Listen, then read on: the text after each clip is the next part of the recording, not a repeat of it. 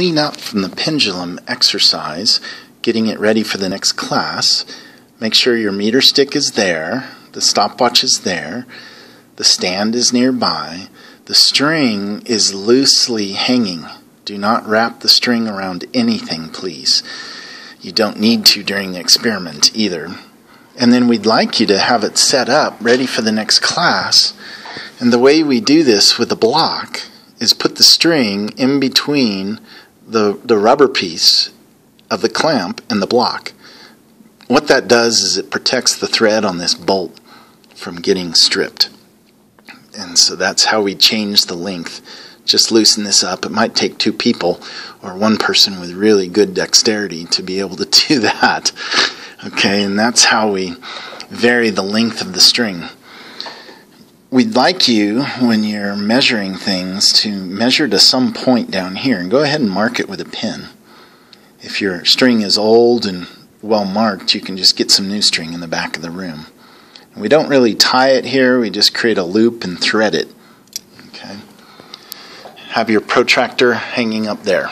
Now for those setting up the experiment, please be careful to use this hole for the pole rather than this one. This allows the pendulum to be further out from the table because of the effect, the rotation of the earth effect, which has a name which is escaping me right now.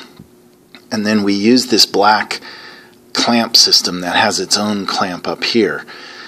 The red clamps do not work well because they have a joint that moves as the pendulum is swinging. And so we use the black clamp here, right angle clamp. We go down to this hole. We want to make sure that these are unthreaded, not lifting this side up. If it's like this, then the whole system kind of leans out in a funny angle off the table, and it's not quite as stable. So that's the pendulum experiment. Oh, wait, I forgot one thing. Turn on the stopwatch right here, and we want to set it to minutes, seconds, and decimal seconds. Sometimes it'll look like this, which is just seconds and decimal seconds. So hold the event button, and there you'll see minutes, seconds, and decimal seconds. And if we see a battery signal up here, then go ahead and use a Phillips screwdriver. Remove that screw right there and replace a single AA battery.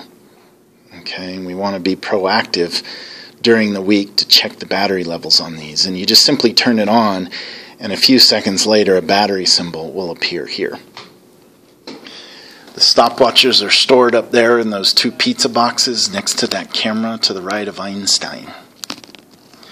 And at the front table, we'd like to have a couple extra timers, some batteries, and a Phillips screwdriver to allow faculty to serve themselves if the batteries go out on the timers. So, there you have it. Pendulum. Foucault. That's it, a Foucault pendulum. That's why we want this to be as far away from the table as possible.